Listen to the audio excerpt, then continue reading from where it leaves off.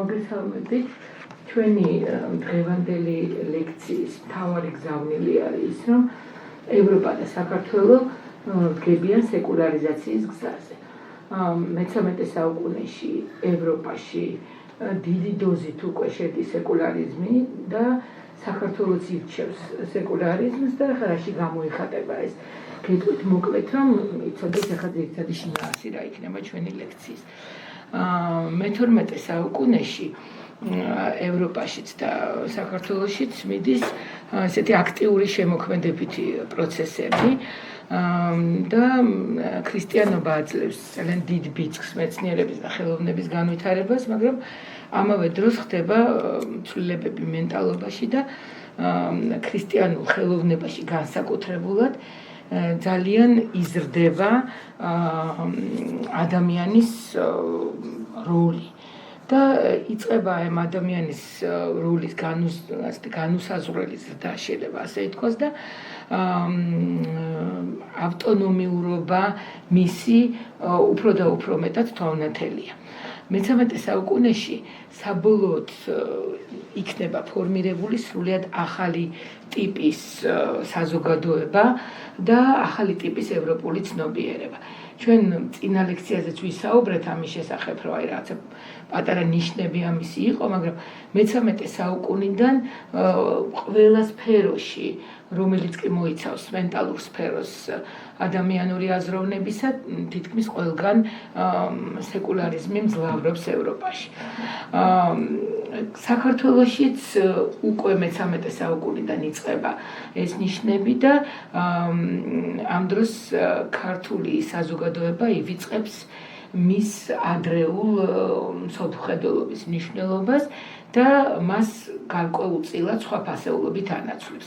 ირღვევა მთავარი, რომ ქართული ერთობა იწყებს სხვაგვარად აზროვნებას, საქართველო აღარ არის უკვე ამ დროს ფასეულობითი ტერმინი, საქართველო უკვე ამიერიდან ხდება პოლიტიკური ტერმინი და ის ასე განაგრძობს თავის ცხოვრებას შემდგომ საუკუნეებში. დაახლოებით ძალიან მოკლედ ეს იქნება ჩვენი ლექციის თემა. ახლა მივყვეთ ამ ძირითად საკითხებს. ამ პერიოდის ყველაზე დიდი აქტორი და ახალი აქტორი მსოფლიოში არიან მონღოლები, ესენი სტეპებიდან მოსული ხალხი, რომელიც ქმნის ძალიან მარტივ ესეთ სახელმწიფოს, მაგრამ ეს სახელმწიფო ძალიან სერიოზულ ცვლილებებს ძალიან მალე მსოფლიოს უქმნის და ეს არის ამ საუკუნის უდიდესი იმპერია, რომელიც იპყრობს ჩინეთს, ირანს, შუა აზიას, ერაყს, კავკასიას, აღმოსავლეთ ევროპას, რუსეთს. და ამ მომთაბარე ხალხებმა მოახერხეს, რომ სერიოზული ცვლილებები შეეტანათ ევროპის როგორც სოციალურ-ეკონომიკურ ცხოვრებაში, ისე მენტალურ ცხოვრებაში. საქართველოში მონღოლები 100 წელი იყვნენ. პირველი შეხება ჩვენი მონღოლებთან იყო დევნილი ჯალალედინის შემოსვლით თბილისში. მოგეხსენებათ, რომ არ გვაქვს ჩვენ დრო, რომ რაღაცა ფაქტობრივ მასალაზე ვილაპარაკოთ და მე კითხვებზე გავცემ პასუხს. როდესაც ჯალალედინი ხვარაზმ-შაჰის ვაჟი გამოქცეული მოდის აქ და სიონის ტაძარს გუმბათს გადახდის და იქ გვირგვინს დაიდგამს და ტახტს დაიდგამს და აიღებს თბილისს. უკვე ის რომ დევნილი ჯალალედინი იღებს თბილისს, ბევრი რამის მანიშნებელია და მასთან არის დაკავშირებული 100,000 მოწამის დღე, რომელიც ძალიან ცოტა ალბათ მსოფლიოში ისეთი ხალხი, რომელსაც ერთ დღეს და ერთ მომენტში ყავს 100,000 მოწამე და ქართლის ცხოვრება წერს, რომ როდესაც ჯალალედინმა გამოიტანა სიონის ტაძრიდან ღვთისმშობლისა და მაცხოვრის ხატები და იმ ხიდზე, რომელსაც ჩვენ ახლა მეტეხის ხიდს ვუწოდებთ და აიძულა საზოგადოება, რომ შეურაცხყოფა მიეყენებინათ ხატებისთვის, აღმოჩნდა ასეთი 100,000 ადამიანი, იმიტომ რომ 10 ბევრი სწორედ ამას ნიშნავს, რომელმაც უარი განაცხადა ამ ქმედებაზე და როგორც ქართლის ცხოვრება წერს, 5 დღის განმავლობაში წითელი მოდიოდა, მოედინებოდა მტკვარი აი ამ ადამიანების სწორედ სისხლით. მე-13 საუკუნეში ევროპაში გამოვლინდა რამოდენიმე ცვლილება, რომელმაც შეცვალა ევროპა როგორც სტრუქტურულად, ისე სააზროვნო სისტემით. ერთი ეს იყო ის, რომ ქალაქები განვითარდა ამ დროს ძალიან, ამაზე გვექნება ძალიან მოკლედ საუბარი, საგანმანათლებლო სფერო განვითარდა და გახდა ისეთი, როგორც დღეს არის ევროპული უმაღლესი განათლება და აგრეთვე შეიცვალა ეკლესიაში სტრუქტურა, კერძოდ ბერმონაზნური ორდენები და ეს სახესხვაობა მიიღო და გახდა სხვა ტიპის ვიდრე არის დღეს. ეხლა ადრეულ შუა საუკუნეებში იქნება სოფლის ევროპა, ანუ ევროპაში ხალხი ძირითადად ცხოვრობდა სოფლებში. ქალაქების აღორძინების შემდეგ მე-13 საუკუნეში ცნობილი არის, რომ ევროპა გახდა უკვე ქალაქური. ანუ იქნება უდიდესი ქალაქები, რომლებსაც აქვს თავისი თავდაცვითი კედლები. ეს არის ახლა ჩვენ რო ევროპაში მოგზაურობთ ხოლმე და ვნახულობთ, დაახლოებით იმ საუკუნეებიდან გვაქვს შემონახული ყველაფერი. ყველა ქალაქს აქვს კედელი, სიმბოლოები იქნება ქალაქების, მაგალითად ბეჭდები და საბეჭდავები, რომლებიც აქამდე არ იყო და ის გამოხატავს სწორედ ქალაქის სახეს. ქალაქებში საშუალოდ ცხოვრობდა 10-დან 20,000-მდე მოსახლე, მაგრამ იყო დიდი ქალაქები და რამდენიმე დიდი ქალაქი არის ევროპაში. ეს არის ყველაზე დიდი ქალაქი იმ დროისთვის იყო პარიზი, რომელშიც 200,000 მცხოვრები იყო. შემდეგ იყო ფლორენცია და ვენეცია, მეორე და მესამე დიდი ქალაქი, რომელშიც ცხოვრობდა 100,000 მოსახლე. მილანი 75,000 მაცხოვრებლით, გენუა და ლონდონი 60,000, პალერმო და ბარსელონა 50,000. ეს იყო მე-13 საუკუნის ევროპაში ყველაზე დიდი ქალაქები. მე-13 საუკუნეს უწოდებენ სკოლების და უნივერსიტეტების ხანას და საუკუნეს. ამ დროს იქმნება უმაღლესი სასწავლებლები, რომლებიც წმინდად საერო სასწავლებლები. აქამდე მოგეხსენებათ, რომ სწავლა-განათლება მიდიოდა ეკლესიებში. ევროპის სეკულარიზმი ამაშიც გამოიხატა, რომ მათ დაარსეს უმაღლესი სკოლები, რომელსაც სტუდიუმ ჯენერალი ეწოდებოდა, რაც ერთდროულად აღნიშნავდა უმაღლეს სტატუსს და ენციკლოპედიური ტიპის განათლებას, რომელსაც იღებდნენ. ეს სკოლები ერთიანდებოდა კორპორაციებში და ლათინურად კორპორაცია ნიშნავს უნივერსიტეტს. უნივერსიტეტი არის კორპორაცია. გამომდინარე აქედან, რადგანაც ისინი კორპორაციები იყო, ამ გაერთიანებებს ეწოდა უნივერსიტეტები. ეს ტერმინი პირველად გაჩნდა პარიზში და 1221 წელს ის გამოიყენეს სტუდენტების და პედაგოგების ერთობის გამოსახატავად. ანუ რომ ეთქვათ, რომ ეს არის ადგილი, სადაც ერთად არიან პროფესორები და ანუ პედაგოგები და სტუდენტები, გამოიყენეს სიტყვა უნივერსიტეტი და შეიქმნა ორი მოდელი ევროპაში, ეს იყო პარიზის და ბოლონიის მოდელი. პარიზულ მოდელში პედაგოგები და სტუდენტები იყვნენ ერთ-ერთობაში, ბოლონიურ მოდელში შედიოდნენ მხოლოდ სტუდენტები. დღემდე მუშაობს აი ეს ორი მოდელი. თქვენ გახსოვთ წლების წინ, როდესაც იყო საუბარი, რომ შეუერთდებით თუ არა ბოლონიის პროცესს და ასე შემდეგ, ის ძალიან ბევრმა ადამიანს წარმოდგენა არ ჰქონდათ რა იყო ეს ბოლონიის პროცესი.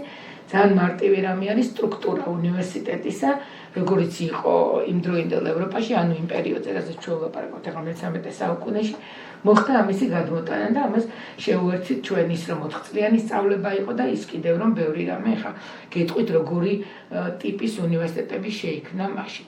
უნივერსიტეტის პროფესორი ერთდროულად იყო პედაგოგიც და მკვლევარიც. ეს ძალიან მნიშვნელოვანი არის, იმიტომ რომ გარკვეულ პერიოდში საქართველოში წლებს არ დავასახელებ, შეირყა ეს მოდელი და ამიტომ პროფესორი შეიძლება და არ ყოფილიყო მკვლევარი, ანუ სამეცნიერო ნაწილი მოაშორეს უნივერსიტეტებს, რაც თუ კი ვინმე ყოფილიყავთ ამ პროცესში დამეთანხმებით, რომ ძალიან რთული რამ იყო და ამან დიდწილად უკან დახია ჩვენი უმაღლესი განათლება. ხელმძღვანელობდა უნივერსიტეტებს, ევროპულ უნივერსიტეტებს რექტორი და აკონტროლებდა მას კანცლერი, რომელსაც ნიშნავდა ადგილობრივი ეპისკოპოსი. მე-13 საუკუნის უნივერსიტეტების მთავარი ავტორიტეტი, ანუ მთავარი სააზროვნო ავტორიტეტი იყო არისტოტელე.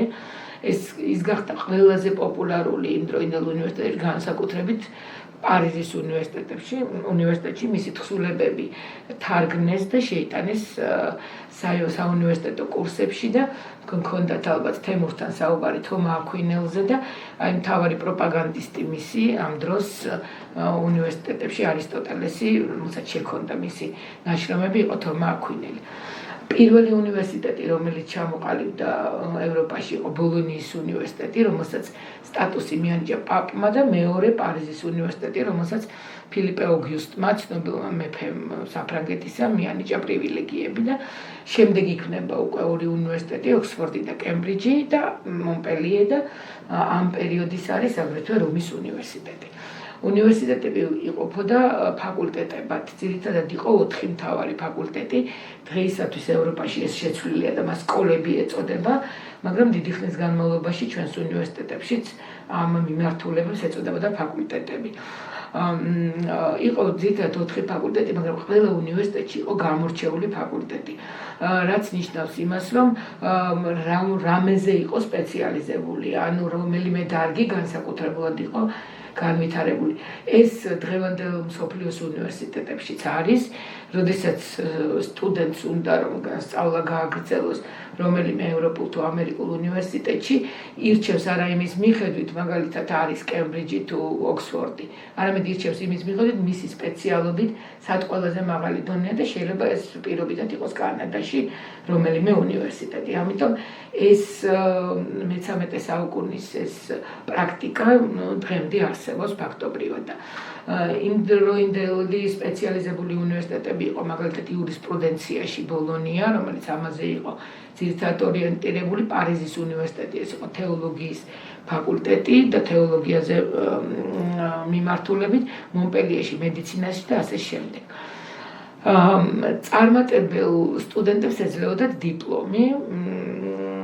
ყველაზე წარმატებული იყო სტუდენტი, რომელიც ამთავრებდა ღვთისმეტყველების ფაკულტეტს და იღებდა ღვთისმეტყველების მაგისტრის დიპლომს, რადგანაც ყველაზე დიდი ხანი სწავლა იყო სწორედ ამ ფაკულტეტზე, ეს იყო 11 წლიანი სწავლება.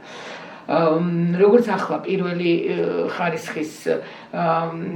ხარისხი იყო უნივერსიტეტში ბაკალავრი, შემდეგ მოდიოდა მთავარი დიპლომი, ლიცენზია და მესამე იყო დოქტორის ხარისხი, ვისაც დოქტორის ხარისხი ჰქონდა, მას შეეძლო რომ გადასულიყო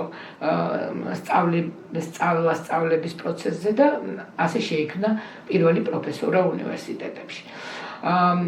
ნიჭიერების ფონზე სახელმწიფო აფინანსებდა ნიჭიერ სტუდენტებს და განსაკუთრებულად მათ მიმართ, იმიტომ სწავლა უნივერსიტეტებში საკმაოდ ძვირი იყო მაშინაც და ეს ყველაზე გამორჩეული, ვინ შემიძლია გითხრათ, იყო რობერ დე სორბონი, რომელიც ძალიან ხელმოკლე ოჯახიდან იყო და მას სრულად აფინანსებდა უნივერსიტეტი და შემდეგ მან შექმნა პირველი კოლეჯი პარიზში, რომელიც დღეს არის სორბონის ცნობილი უნივერსიტეტი. მე-13 საუკუნეში ბერმონაზნობა იცვლება.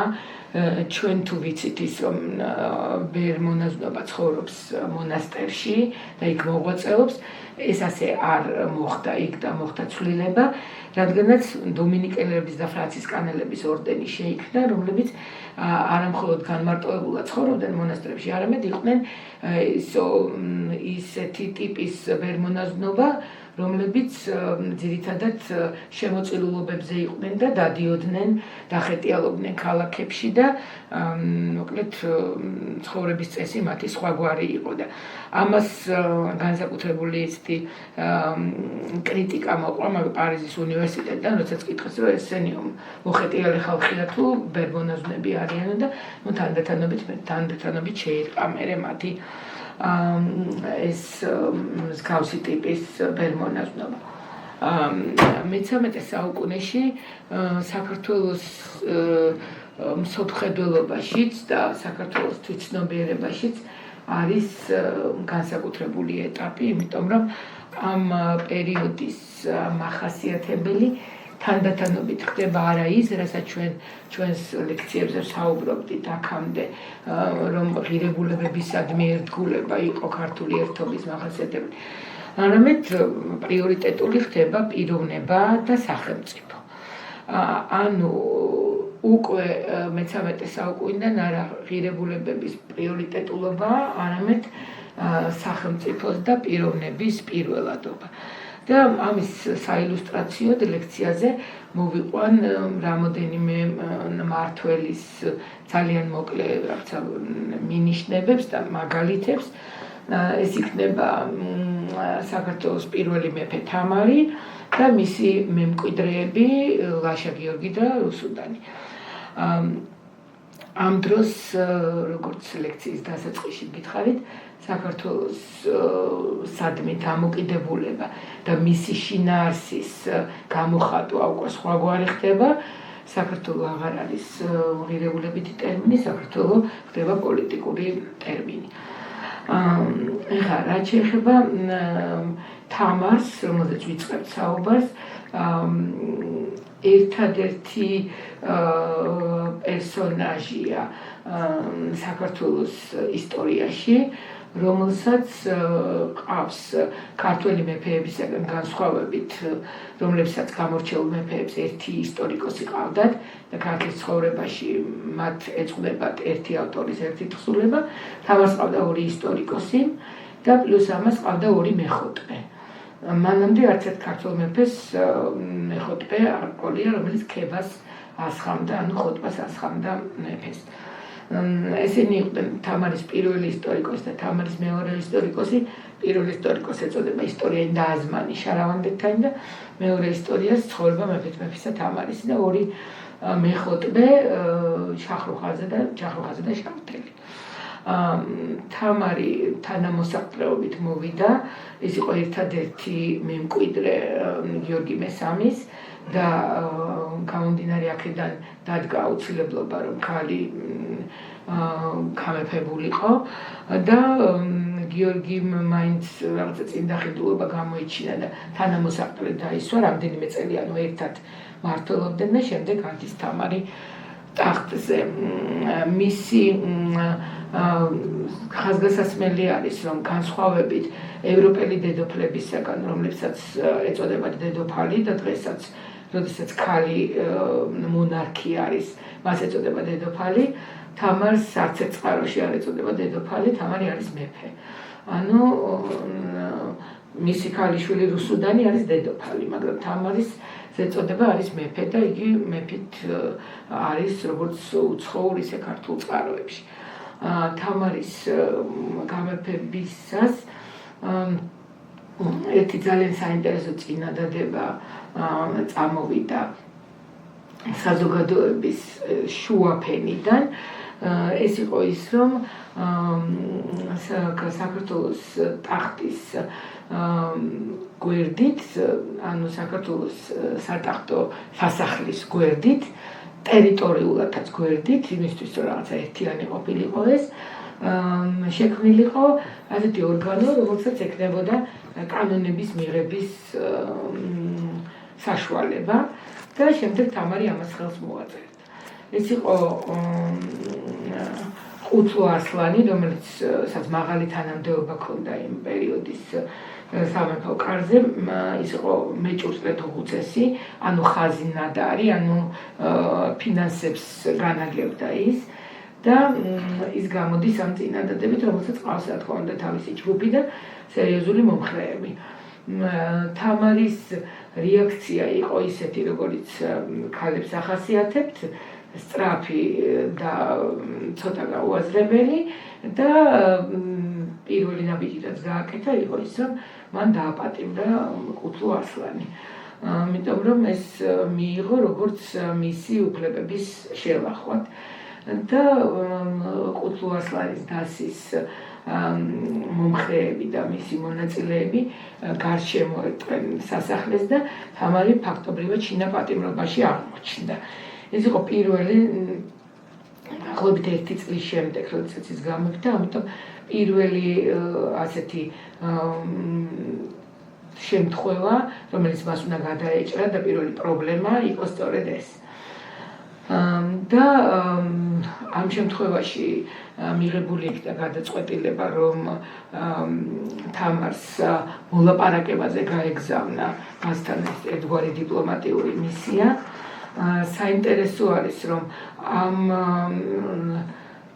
გარშემორტყმულ შეიარაღებულ მასასთან, რომელიც იდგა სასახლის გარშემო და რომლებიც მამაკაცები იყვნენ, მიდიან მოლაპარაკებაზე არა მამაკაცები, არამედ მიდის 2 ქალი, თან უკვე საკმაოდ ასაკოვანი, ისინი იყვნენ იმდროინდელი ასეთი სამეფო კართან დაახლოებული გვარების წევრები, ესენი იყვნენ ხვაშაკი, ცოქალი და კრავაი ჯაყელი, რომლებიც მიდიან ამ ძალიან ის დაღტკინებულ ხალხთან, რომლებსაც თამარის შეპყრობა სურთ და იქიდან გამარჯვებულები ბრუნდებიან.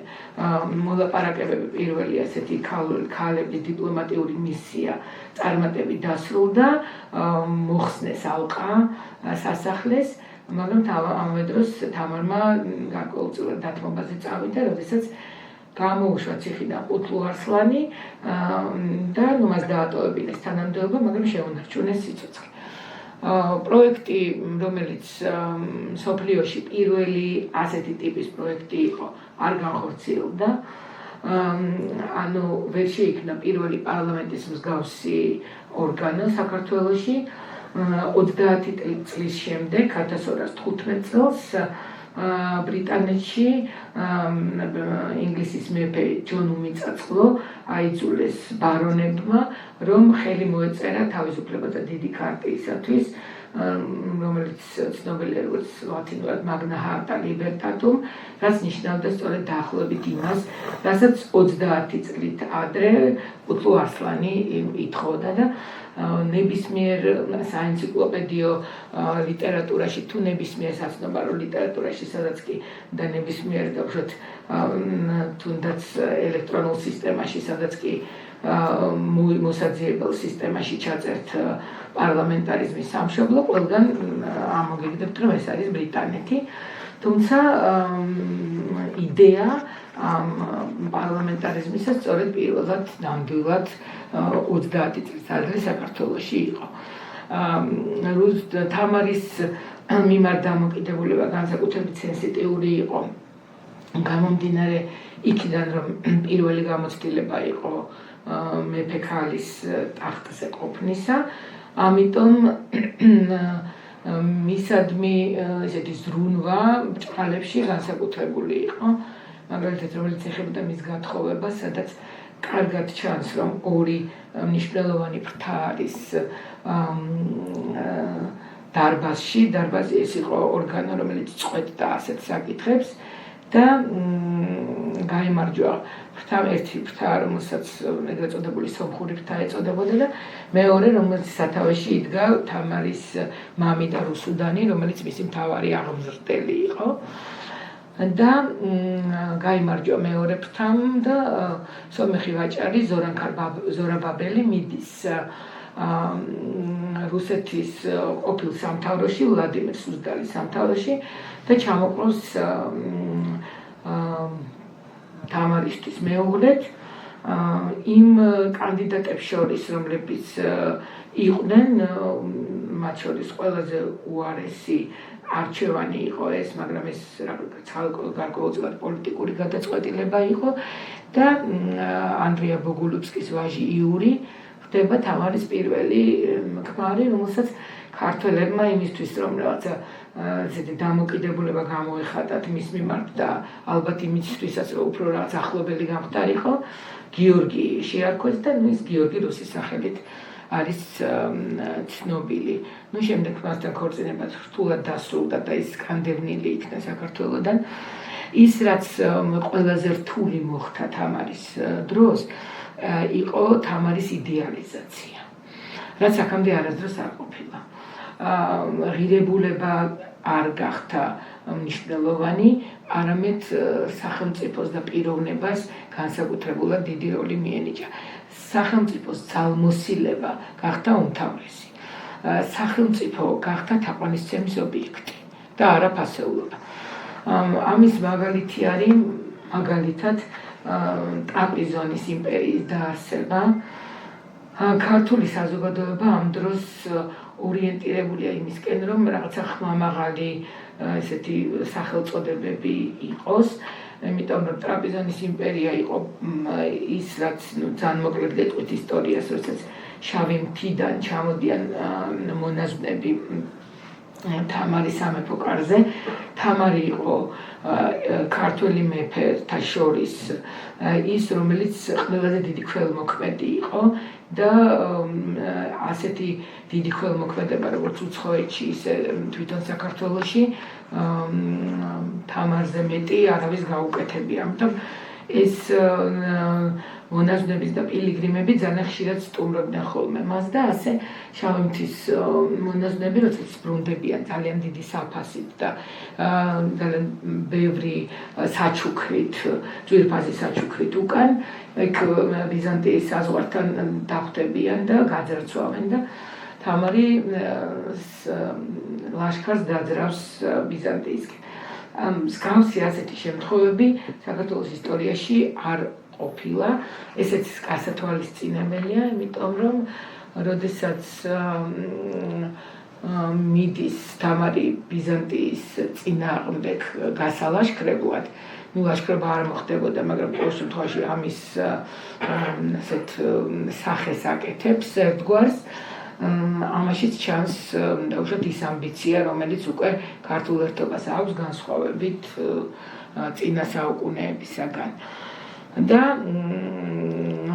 ბიზანტიელები უთმობენ მას იმ ბუფერულ ტერიტორიას, რომელიც ლაზებით იყო დასახლებული და იქნება ესეთი პატარა სახელმწიფო, რომელსაც ტრაპიზონის იმპერია ეწოდება, რომელშიც ბიზანტიის სამეფო ოჯახის წარმომადგენლები კომნენოსები დგებიან, ისინი ნათესავები იყვნენ ჩვენი ბაგრატიონთა საგვარეულოს გამომდინარე აქედანაც იყო ეს. ყოველ შემთხვევაში ის, რომ არც გეოგრაფიულად და არც ის დიდით და არც გავლენით ცხადია ეს პატარა ბუფერული სახელმწიფო იმპერია არ იყო, იმდროინდელი ქართული საზოგადოება მას იმპერიას უწოდებს.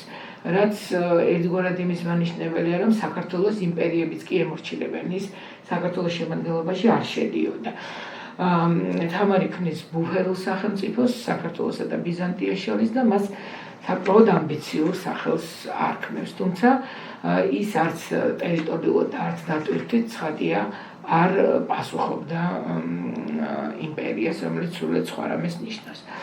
თამარის დროს პირველად და უკანასკნელად საქართველოს ისტორიაში განხორციელდა მარბიელი ლაშქრობა ირანში. საქართველო ყოველთვის იყო თავდაცვითი ქვეყანა, ეხლაც თავდასხმით ქვეყანას მას ვერ უწოდებთ, უბრალოდ ამ ლაშქრობას არანაირი დატვირთვა არ ქონდა, გარდა იმისა, რომ დემონსტრირება მომხდარიყო ძალის, თუ როგორი არმია ყავს საქართველოს და როგორი ძალა აქვს მას. მხარგრძელები, თამარის ვაზირები უდგანან ამას სათავეში და ქალაქები მარანდი, ყაზვინი, თავრიზი, დიდი ქალაქები მოიარეს და რაღაცა გარკვეული ნადავლით დაბრუნდნენ. იქ რა თქმა უნდა არც ერთი შებრძოლება და ბრძოლა არ ყოფილა, უბრალოდ ეს იყო ესეთი ერთგვარი რეკლამის მსგავსი ლაშქრობა, რომელიც ჩატარდა აქ. ყოველი ეს ქმედება იყო სახელმწიფოს ძლევამოსილების დაფიქსირებისკენ მიმართული და ერთგვარად ქართული სახელმწიფოს გაფეტიშებას ემსახურებოდა, რომელიც ადრე არ იყო და თუკი ჩვენ ვისაუბრეთ, რომ დავითმა შექმნა ძლიერი საზოგადოება და მისი მთავარი ჩემთვის პირადად ესეთი წარმატება სამეფო წარმატება იყო ის, რომ მან შექმნა სწორედ ისეთი ტიპის ინსტიტუციები და ისეთი ტიპის საზოგადოება, რომლის სააზროვნო სისტემა იყო წინა პერიოდების და წინა თაობების გამოძახილი და კიდევ უფრო მეტად ჩამოყალიბებული, თამარი აშენებს ძლიერ სახელმწიფოს. ეს არის ერთ-ერთი მთავარი განსხვავება, რასაც მე ვთვლი, რაც იყო დავით აღმაშენებელს და თამარს შორის. თამარ მეფის შემდეგ იწყება სახელმწიფოს დაქვეითება და ძალიან სწრაფად. იმდენად სწრაფად, რომ კითხვები ისმის ქართულ ისტორიოგრაფიაში, როგორც იმ პერიოდის, ისე თანამედროვე ისტორიოგრაფიაში, როგორც შეიძლება, რომ ისეთი ძლიერი სახელმწიფო, რომელიც ნიკოფსიიდან დარობანდამდე იყო გადაჭემული, ძალიან სწრაფად დაქვეითებული იყო და ამას საბჭოთა ისტორიოგრაფია მონღოლების შემოსევით ახსნის ერთგვარად. თუმცა ჩვენ მანამდე ჩამოიშალა ეს სახელმწიფო, ვიდრე მონღოლები შემოვიდოდნენ.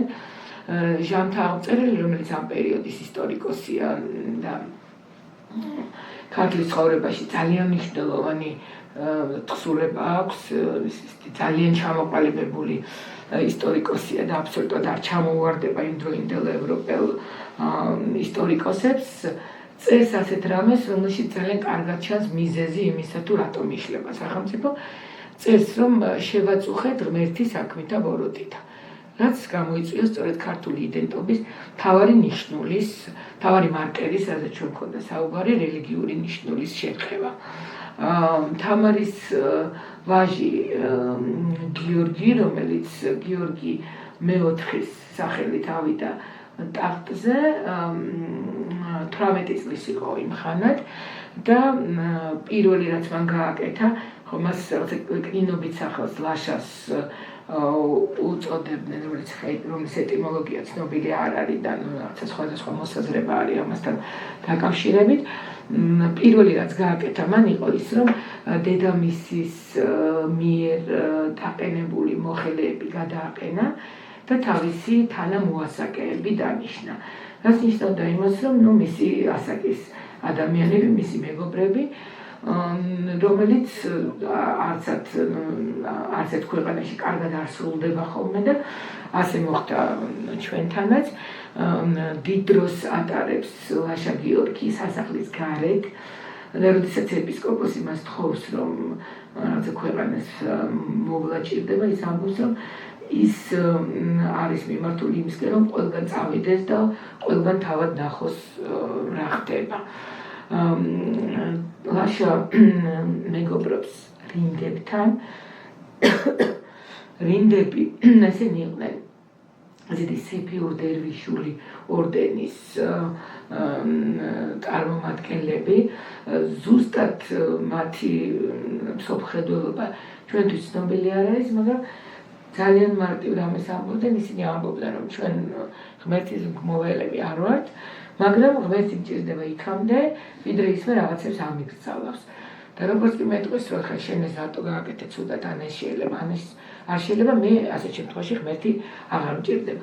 ეს იყო აბსოლუტურად სეკულარული მიდგომა, რაც ნიშნავდა იმას, რომ დამოკიდებულება იმისადმი, რაც მთავარი სააზროვნო სისტემაც განსაზღვრავდა ქართულისა, სრულიად იცვლებოდა. ასეთი არის საზოგადოება, რომლის მთავარ მაგალითს წარმოადგენს სწორედ ლაშა გიორგი. ლაშამ გააკეთა უმთავრესი რამ, რაც მოხდა მის მეფობაში, იყო, რომ დაკარგა უმთავრესი სათნოება პასუხისმგებლობის განცდა, რაც ყველას ევალება და განსაკუთრებით პირველ პირებს.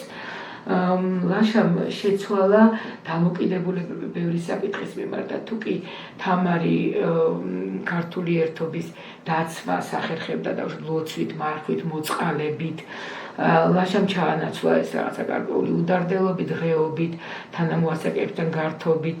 რის შედეგიც იყო მისი პირადი ცხოვრება, რომელმაც ძალიან ბევრი რამ განსაზღვრა შემდეგ დროინდელ საქართველოს ისტორიაში. და რაც ყველაზე მთავარია, ისეთი ტიპის საზოგადოება შექმნა, სადაც ბევრი რამე დაშვებული იყო. ანუ მოხდა დაშვება იმისა, რაც ჩვენთვის ერთგვარად ესეთი გასაფრთხილებელი იყო და რადგანაც ერთხელ მოხდა ამის დაშვება, შემდეგ ის პროცესი ერთგვარად თავდაღმართზე წავიდა. მისი ლაშას პირად ცხოვრებაზე, რომელზეც დღეს ახლა რაღაცა სხვადასხვა მოსაზრებებია გამოთქმული და ეს არის თვლი ნაწილი ორი რადიკალურად განსხვავებული მოსაზრება არის. მის შესახებ არის ის, რომ მან ის ძალიან ბევრს დადიოდა, მოკლედ ამ რინდებთან ერთად და ხან სათხვდებოდა, ხან სადაც ზოგჯერ აბსოლუტურად გაუთვალისწინებელ სიტუაციებში ვარდებოდა. ასეთი იყო მისი ფიზიკური ნაკლი, რომელსაც მისი რაღაცა თვალის დაზიანებასთან იყო დაკავშირებული, როდესაც ერთ-ერთი ღრეობის შემდეგ მას ისევე ეცვა, როგორც რინდებს, ანუ ცხადი არ ამეფურად და ერთ-ერთი ჩხუბის დროს, ერთ-ერთი მისი ღრეობის შემდეგ ჩხუბის დროს მას დაუზიანდა თვალი. მან ვინც აღმართა მასზე ხელი, რა თქმა უნდა, სულად არ იცოდა, რომ ის იყო საქართველოს მეფე.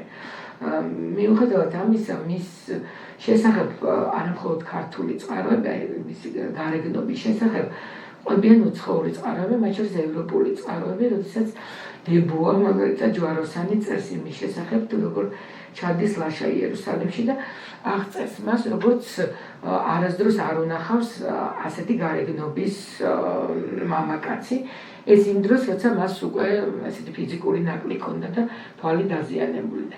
ერთ-ერთი ასეთი შეკრების დროს მოხდა ის ვილის ციხეში, ქორწილში, სადაც მას მოეწონება ქალი, რომელზეც ეტყვიან, რომ ამ ქალს ქმარი ყავსო, მაგრამ არაუშავსო, ლაშა იტყვის და ხელს მოკიდებს ამ ქალს და წამოიყვანს სასახლეში. თუმცა ის, ვინც მოყვებოდა, მას სულ არ იცოდა, სად მიდიოდა და რა ვიცი, გამოყვა ესეთ კარგი მანერების სიმპათიურ მამაკაცს და აღმოჩნდა, რომ ის არც მეტი არც ნაკლები საქართველოს მეფე იყო. ლაშამ არ გაუშვა ის სახლში, თუმცა კათალიკოსი თხოვდა, რომ დაებრუნებინათ მისი ქმრისთვის ველის ციხეში. მისგან ლაშას ეყოლა ვაჟი, რომელსაც დავითი დაარქვა. დავითს არ აღიარებდა უფლისწულად არც სახელმწიფო და არც ეკლესია, თუმცა ის იზრდებოდა სამეფო კარზე. ვიდრე ერთ-ერთი ლაშქრობის დროს კათალიკოსი არ შედის და თვითონ გამოიყვანს ლაშას მეუღლეს სასახლიდან და ჩაიყვანს ველის ციხეში, მაგრამ უფლისწულს სტოვებენ სასახლეში და ის სასახლეში იზრდება. ლაშა ჩამოსული განაცხადებს, რომ ის არასდროს მეც ცოლს არ მოიყვანს და ამას ახორციელებს. ძალიან რთულ ვითარებაში გარდაიცვლება, როდესაც ის რუსუდანს გაათხოვებს შირვანშაჰზე, მის დას და ბაგავანში, რომელიც შუა ადგილია საქართველოსა და შირვანს შორის ძალიან დიდ ქორწილს გადაიხდის და იქიდან წამოსული 10 დღიანი ქორწილია იანვრის თვე, სადაც ძალიან ციოდა და იქიდან წამოსული ის გზაში თუდად გახდება და გარდაიცვლება. გამოიძახებენ შირვანიდან რუსუდანს, რომელიც ხდება საქართველოს ტახტის შემცვლელი. ქართულ საზოგადოებაში დაზიანებული არა მარტო ის მსოფლმხედველობა, რომლითაც განისაზღვრა ქართული იდენტობა, არამედ დავიწყებულია ერთგვარად აღზრდის მომენტი და აღზრდის მნიშვნელობა. ლაშას პიროვნული ჩამოყალიბება, მე ვთქვი ერთხელ ლექციაზე, რომ მშობლები იმდენად არ იღებდნენ უფლისწულების აღზრდაში მონაწილეობას, რამდენადაც მათ ყავდათ თავიანთი აღმზრდელები, იმიტომ რომ მათ ისინი ცხოვრობდნენ სხვაგან, არა სასახლეში, ხშირ შემთხვევაში საუფლისწულო მამული არსებობდა საქართველოში, სადაც ისინი ცხოვრობდნენ თავიანთ აღმზრდელებთან ერთად. ეს არ იყო ის, რომ სკოლაში წავიდა და მოვიდა, არამედ იყო ის, რომ 24 საათიან რეჟიმში იყო ამ აღმზრდელთან ერთად. თამარმა აღმზრდელად ლაშა გიორგის განუწესა ივანე მხარგრძელი, ორი ძმიდან ერთ-ერთი უმცროსი ივანე, რომელიც ძალიან კარგი კაცი იყო ალბათ, მაგრამ და ძალიან კარგი ვაზირი იყო და ძალიან ბევრი რამე გაუკეთებია საქართველოში, მაგრამ მთელი ცხოვრება ორჭოფობდა და მისი ორჭოფობის მთავარი იყო ის, რომ ჯერჯერ მხარგრძელების შესახებ სხვა მოსაზრება არის საუბარი, რომ ისინი წარმომავლობით ქურთები იყვნენ, რაც არაფერს არ ნიშნავდა ქართული ერთობისათვის, იმიტომ რომ ჩვენ ვისაუბრეთ, რომ ეთნიკური წარმომავლობა ქართული ერთობისთვის არ იყო მნიშვნელოვანი, მთავარი იყო იმ ღირებულებებისადმი მსახურება, რომელიც არსებობდა. რომ იყვნენ მაგალითად სომხებს უწოდებდნენ მონოფიზიტებს საქართველოში. და ივანე, რომელიც მთელი ცხოვრების განმავლობაში ორჭოფობდა, რომ მონოფიზიტობიდან გადასულიყო თუ არა დიოფიზიტობას. ეს ახლა მისი პრობლემა იყო, რომ არ ყოფილიყო უფლისწულის აღმზრდელი. ამიტომ ლაშაც ჩამოყალიბდა ასეთი ტიპის პერსონად, რომელიც რაღაცნაირად სულ ვერ გადაწყვიტა რა იყო უკეთესი და რა უნდა გაეკეთებინა და ერთგვარი მისი დამოკიდებულებებით ამაში იყო. ანუ არღირებულებებზე არ იდგა თავად ივანე მხარგრძელი და ამიტომ ბუნებრივად ვერ გადასცა ლაშას. ამ დროს პედაგოგიური მიდგომა გულისხმობს ერუდიციის გადაცემას და ფასეულობით ნიშნულს, რომელიც ამ მომენტში უყურდებული არის. თუ შევადარებთ იმას, ვინ გაზარდა დავით აღმაშენებელი და გიორგი მწიგნობარ-თუხუცესმა მისცა ის, რამაც ფაქტობრივად 16 წლის დავითი ისეთ პერსონად აიყვანა საქართველოს სამეფო ტახტზე, რომელმაც შეცვალა ბევრი რამე, აქ სამწუხაროდ ასე არ მოხდა. რუსუდანი კიდევ უფრო შორს გიორგი ერთი 7 წუთი უნდა დამიმატა. რუსუდანი კიდევ უფრო შორს წავიდა რაღაცა თავის აი ამ მოღვაწეობაში. რუსუდანის მეფობის სტილი არის სრულიად გაუწონასწორებელი და პასუხისმგებლობებისგან დაცლილი. შეიძლება ითქვას, რომ რუსუდანის მთავარი მისია ის თვლიდა იმას, რომ მისი ვაჟი დავითი ასულიყო ტახტზე და არა მისი ძმისშვილი და აგრეთვე დავითი სახელად და მთელი მეფობა მან ამას შეალია, ამისთვის ბრძოლას ფაქტობრივად და ყველაფერს ამისთვის აკეთებდა. მაშინ, როდესაც მისი ქალიშვილი თამარი რუმის სასულთნოში გათხოვდა და ის სულთნის მეუღლე იყო ყიასედინის, რომელიც ცნობილი არის დღეს გორჯი ხათუნის სახელით, რომელიც ძალიან ცნობილი პერსონა იყო იმ დროინდელ რუმის სასულთნოში. მისი მეუღლე განუზომელ ყურადღებას და პატივისცემას იჩენდა მის მიმართ.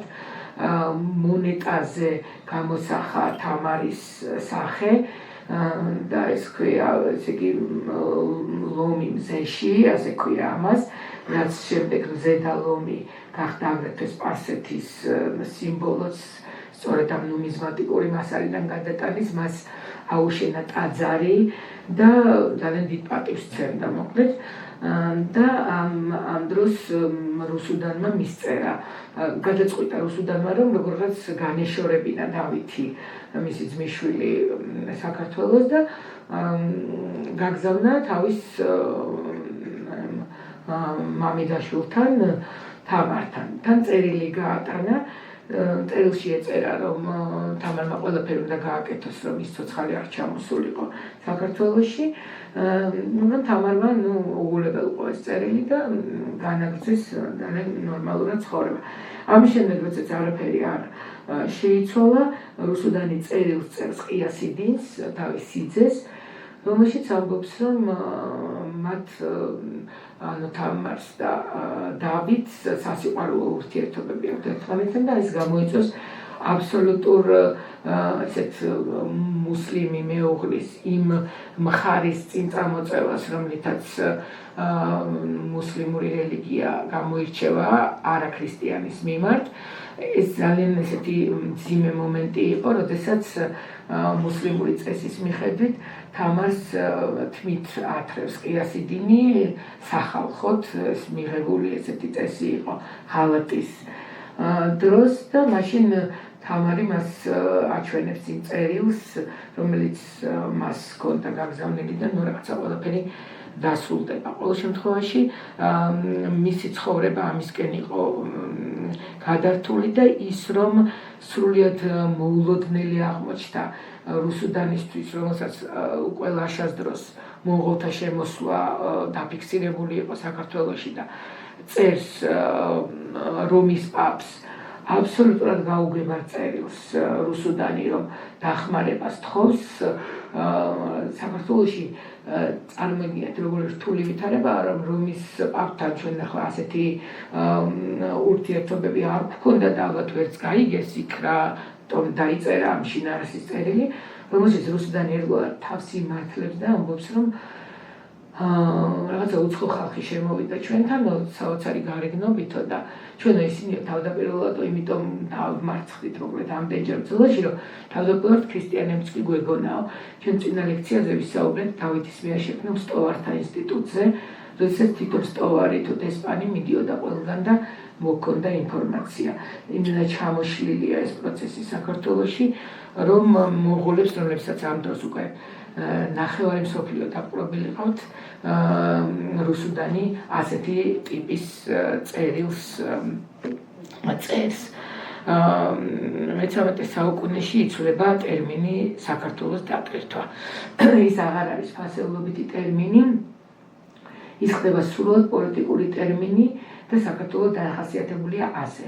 საქართველო არის ის, რომელიც გადაჭიმულია ნიკოფსიიდან დარობანდამდე, ანუ დასავლეთიდან აღმოსავლეთამდე, ანუ უკიდურეს წერტილები არის ეს 4 წერტილი, რომელსაც ახლა მე თქვენ გეტყვით, ნიკოფსიიდან დარობანდამდე, ოვსეთიდან არაგაწამდე, რაც ნიშნავს დასავლეთიდან აღმოსავლეთის უკანასკნელ წერტილებს და ჩრდილოეთიდან სამხრეთისკენ. სახელმწიფოს ეს დახასიათება არის სუსტი გამოხატულება იმისი, როგორი აზროვნებაც არსებობდა იმ დროინდელ საქართველოში, ის სახელმწიფოს ძლევამოსილებას გამოხატავს და არა მის შინაგან მხარეს, ის აღარ არის გიორგი მერჩულეს საქართველო და არ აღნიშნავს თუ როგორ აზროვნებს საზოგადოება. არამედ მაჩვენებელია იმისა, თუ რას ფლობს ქართული ერთობა ტერიტორიულად, ანუ განსაზღვრავს და გამოხატავს მის პოლიტიკურ სტატუსს.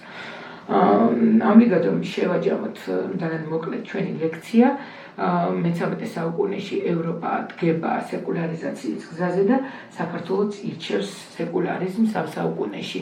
ფორმირდება ევროპული თვითცნობიერება, დაახლოებით ისეთი, როგორც დღეს არის და რა თქმა უნდა განვითარებული, მაგრამ მე-19 საუკუნეში იქნება სწორედ ეს ძირითადი მოდელები. საგანმანათლებლო ცენტრები მონასტრებიდან საერო სივრცეში ინაცვლებს, იქნება პირველი უნივერსიტეტები, დიპლომს აძლევს არა ეკლესია, არამედ სახელმწიფო ევროპაში, რაც ევროპის სეკულარულ აზროვნებაზე მიუთითებს.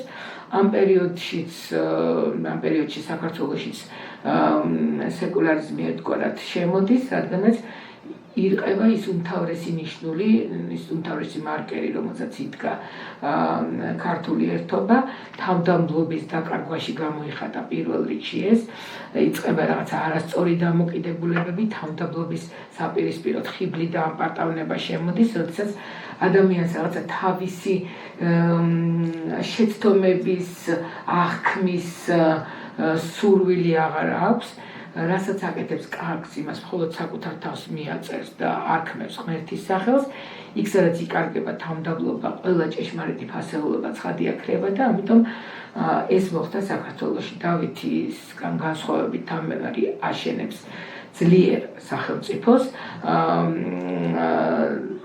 და საზოგადოება ერთგვარად დეზორიენტირებული ხდება ღირებულებითად. და თვითონ ვერ ამჩნევს ამას. პოლიტიკური ინტერესები ხდება აზროვნების მთავარი წარმმართველი, ჩვენ ვიღებთ აზრობრივად დაზიანებულ საზოგადოებას, რომელსაც აღარ შეუძლია იდეის გარშემო შემოკრება, ანუ ერთობის შენარჩუნება, ღირებულებითი დეზორიენტაცია იწვევს აზროვნების შესვლას, რისი მიზეზიც თავისთავად სახელმწიფო ძლიერების მოშლაც ხდება. ჩვენ ვთქვით დავითზე, რომელსაც დავითი ქმნის ასეთ საზოგადოებას, სახელმწიფო ძლიერდება ამითი. საქართველოს წავიდა დაღმასვლით, კითხვა იმისა, რომელიც მუდმივად ისმება, როგორ შეიძლება და მომხდარიყო ასე უცბად ჩამოსვლა ქვეყნის, მარტივი პასუხია, ჩვენ გვაქვს ჩვენი განვითარების გზა. ჩვენი უმთავრესი მახასიათებელი იყო ღირებულებებისა მიმსახურება, რაც მოიშალა, რამაც გამოიწვია სწორედ ის, რაც მივიღეთ მე-19 საუკუნის საქართველოში. ბოდიშ ვიხდი გადაჭარბებისთვის, მაგრამ რაღაცა ძალიან დიდი თემა იყო.